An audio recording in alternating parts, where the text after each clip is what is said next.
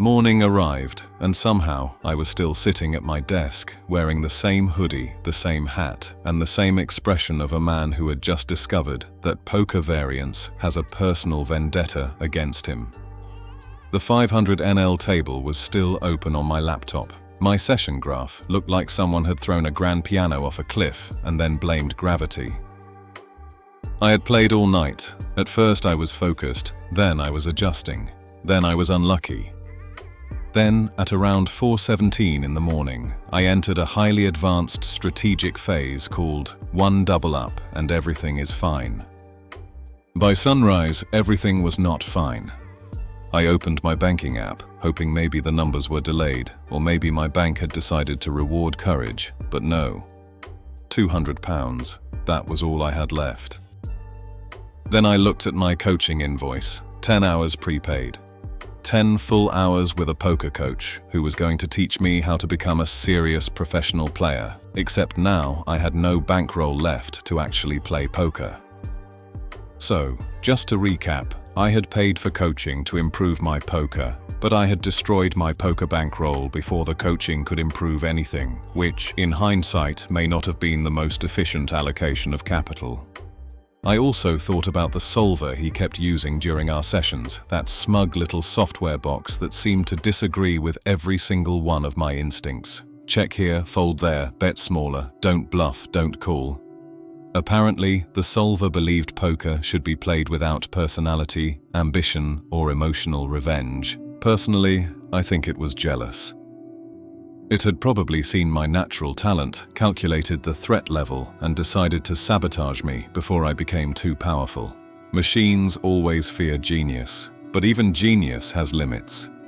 And right now, my limit was £200. I closed the laptop and looked around my room in silence. The dream was over.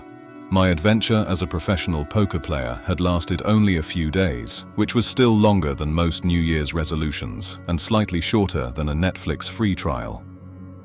Soon I would have to return to the corporate world. Spreadsheets, meetings, password resets. Someone called Brian saying, "Let's circle back next week," while everyone pretended that sentence had meaning. I stood up slowly, emotionally drained, financially wounded, and spiritually check-raised. "I gave poker everything," I whispered. Which was not completely true, but emotionally it felt accurate. And the world was against me. That one felt even more accurate. I needed fresh air, so I left the house and walked into the city with no headphones, no poker podcast, and no motivational video called How I Turned £50 into £8 million using discipline and a MacBook. Just me, the pavement, and the cold morning wind of reality. I walked through a park, trying to clear my head. People were jogging, dogs were happy, children were laughing, and honestly, it all felt unnecessary. I sat on a bench for a while and watched an old man feed pigeons with the calm confidence of someone who had never called a river shove with second pair because his story didn't make sense. For a brief moment, I felt peace. Maybe this was the lesson. Maybe poker had humbled me. Maybe losing everything was not the end, but the beginning of emotional maturity. Maybe the real bankroll was inner balance. Then I kept walking. And somehow, completely by accident, I found myself outside the casino. I stopped. The same doors, the same lights, the same building where probability had mugged me in public. I was about to keep walking when I noticed a leaflet taped to the window. Big red letters. The Monster Deep Stack. £200 buy-in, £100,000 guaranteed first prize. I stared at it. Then I opened my banking app again. £200. Exactly. For a few seconds, the street went silent, in that special way the universe goes silent before a man makes a catastrophic decision and calls it destiny. I had never played a poker tournament before, but really, how hard could they be?